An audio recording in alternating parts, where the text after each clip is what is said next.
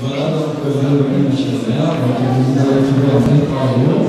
Et je laisse mon collègue continuer sur son discours parlant des assises nationales du Sénégal. Merci.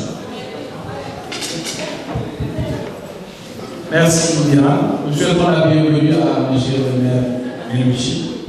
Donc, on parlait du point de discorde entre les assises nationales et le programme de Macky Sall. Et je vous parlais du problème de régime, parce qu'avec les assises nationales, il a été décidé que ce sera un régime parlementaire fort, c'est-à-dire que tous les pouvoirs seront mis entre les mains du Parlement et que le président de la République aura les mains tellement liées qu'il ne pourra même pas agir. Et sur ce point, le président Macky Sall leur a dit qu'il veut continuer le régime semi-présidentiel que nous avons. Et il explique. Parce que dans les assises nationales, on donne au Parlement, c'est-à-dire les représentants du peuple, le pouvoir de révoquer le président de la République si le juge nécessaire. Il est marqué noir sur blanc dans les assises nationales que si le président de la République, si le Parlement pense que le président de la République a emprunté une voie contraire à celle du peuple, le Parlement peut l'enlever. Donc donner un tel pouvoir au Parlement pose problème, parce qu'il s'agit de permettre à ses représentants de défaire ce qu'ils ont eux-mêmes fait. Si on permet au Parlement de défaire ce que le peuple a lui-même fait, c'est qu'on place cette institution au-dessus du peuple. Et cela pose problème. Cela va créer des chantages entre l'exécutif et le législatif.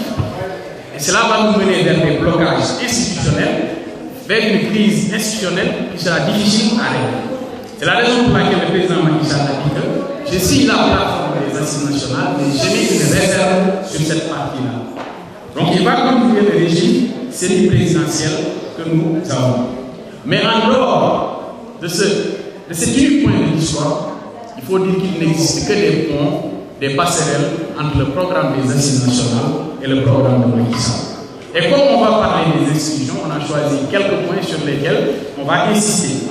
D'abord concernant l'encadrement de la fonction présidentielle et la composition du gouvernement.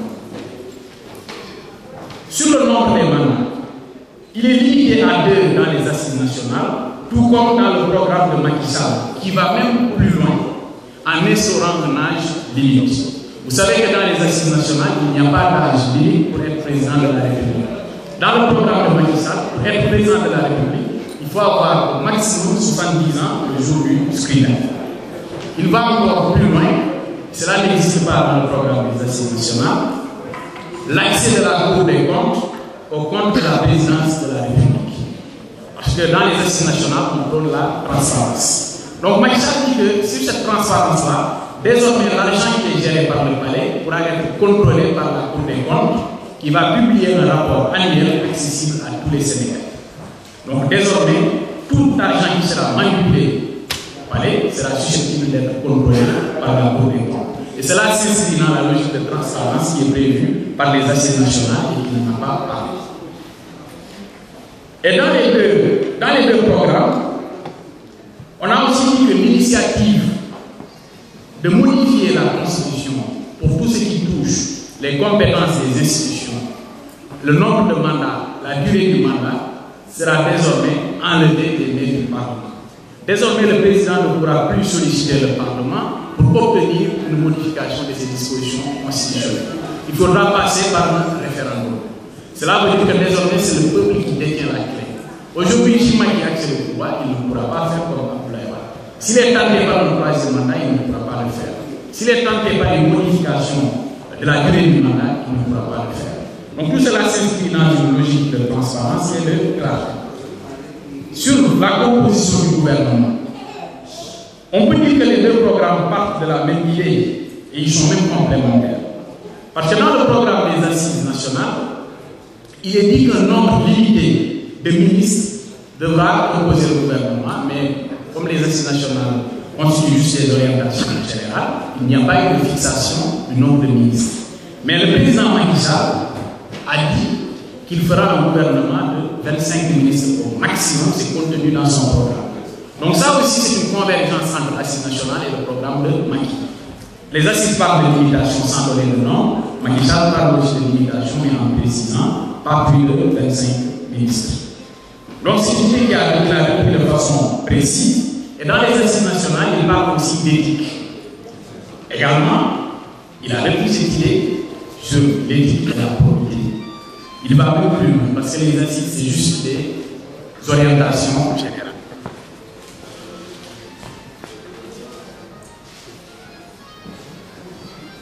Le micro, s'il vous plaît.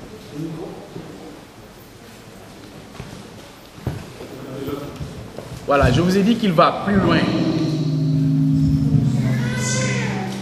Je vous ai dit que concernant la composition du gouvernement, il va plus loin, il a pris les 25 ministres, concernant la probité aussi, parce qu'il a dit que désormais, la déclaration de patrimoine devient obligatoire avant toute prise de fonction, alors qu'avant c'était facultatif. Désormais, avant de prendre toute fonction ministérielle, il faudra faire une déclaration de patrimoine.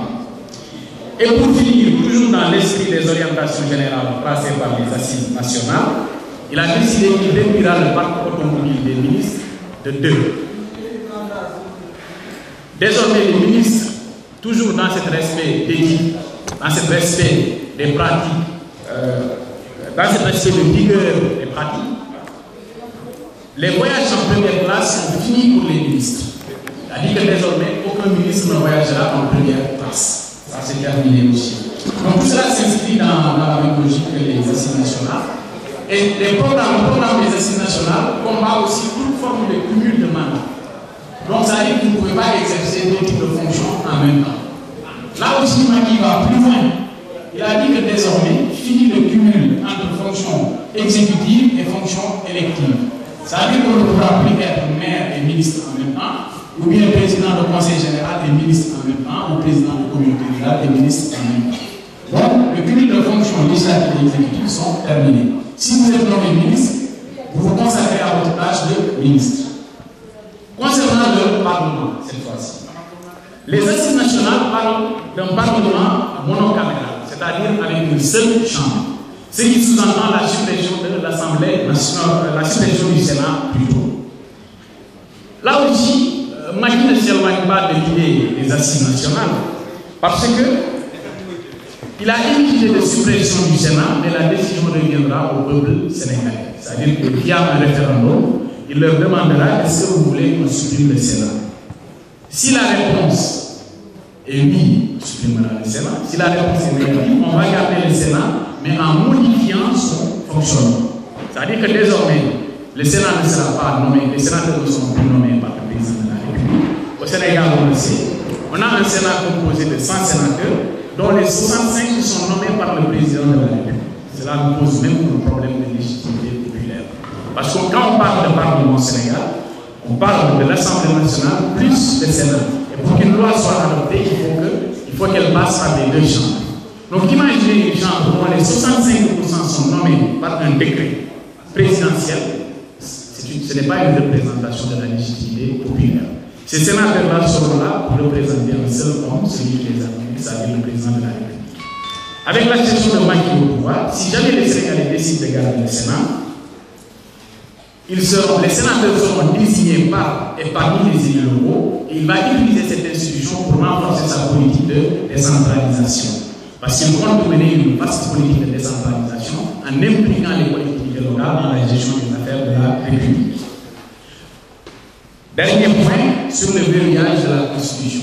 Parce qu'au Sénégal, aujourd'hui, la plupart des problèmes que l'on connaît viennent de l'élasticité même de notre Constitution qui peut être modifiée à tout moment par le président de la République. On a eu plus de 17 modifications en 12 ans. Et parfois même pour régler des problèmes purement politiques. Donc ici, les deux programmes sont identiques. Il n'y a aucune différence entre les assises nationales et le programme de Macky Sall concernant la Constitution. On va proposer aux Sénégalais une nouvelle Constitution telle que les assises nationales ont prévu. Et dans cette Constitution, la composition sera... il y aura une démarche tripartite. C'est-à-dire qu'il y aura une partie dans la Constitution qui ne pourra jamais être modifiée, quel que soit le procédé utilisé. Ni par référendum, ni par le Parlement. C'est tout ce qui touche la République, l'unité de la République, la nature républicaine du régime sénégalais, etc. Il y aura une autre partie de la Constitution qui est réalisable uniquement par référendum. C'est-à-dire que tout ce qui touche la répartition des compétences entre les trois pouvoirs, exécutifs, législatifs, judiciaires,